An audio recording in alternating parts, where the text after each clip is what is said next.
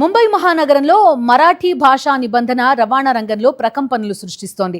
Auto, cab నడిపేందుకు మరాఠీలో working knowledge తప్పనిసరి చేస్తూ మహారాష్ట్ర ప్రభుత్వం తీసుకొచ్చిన నిబంధనతో డ్రైవర్లు ఆందోళన వ్యక్తం చేస్తున్నారు. చాలా మంది నగరాన్ని వీడుతుండటంతో క్యాబ్, ఆటోల కొరత ఏర్పడింది.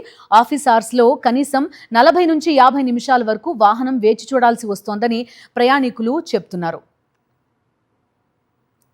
ముంబైలో ఉన్న ఆటో, టాక్సీ డ్రైవర్లకు మరాఠీ కనీస పరిజ్ఞానాన్ని తప్పనిసరి చేసింది మహాయుతి ప్రభుత్వం. ఆగస్టు 20 నుంచి ఆర్టీఓ అధికారులు తనిఖీలు ప్రారంభించారు. డ్రైవర్కు మరాఠీలో పనిచేసే స్థాయిలో పరిజ్ఞానం ఉందా లేదా అని పరీక్షిస్తున్నారు. మరాఠీలో మాట్లాడలేకపోతే డ్రైవర్కు మెమో ఇస్తున్నారు. నెల రోజుల్లో భాష నేర్చుకోకపోతే 3 నెలల పాటు బ్యాడ్జ్ సస్పెండ్ చేస్తామని స్పష్టం చేస్తున్నారు.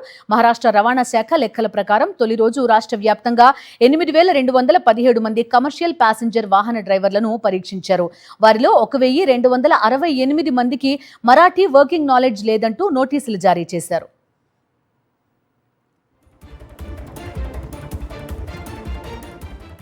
మహారాష్ట్ర వ్యాప్తంగా సుమారు 9.65 లక్షల మంది లైసెన్స్డ్ ఆటో, టాక్సీ డ్రైవర్లున్నారు. అయితే ప్రభుత్వం నిర్వహించిన మరాఠీ కార్యక్రమంలో ఇప్పటి వరకు సుమారు 1.65 లక్షల మంది మాత్రమే శిక్షణ పొంది సర్టిఫికెట్లు పొందారు.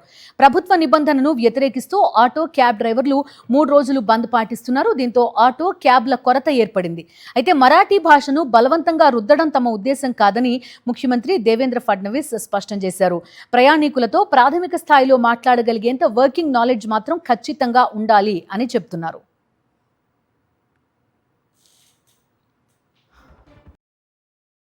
మరిన్ని అప్డేట్స్ కోసం ఛానల్ ను సబ్స్క్రైబ్ చేయండి. నోటిఫికేషన్స్ కోసం బెల్ ఐకాన్ పై క్లిక్ చేయండి.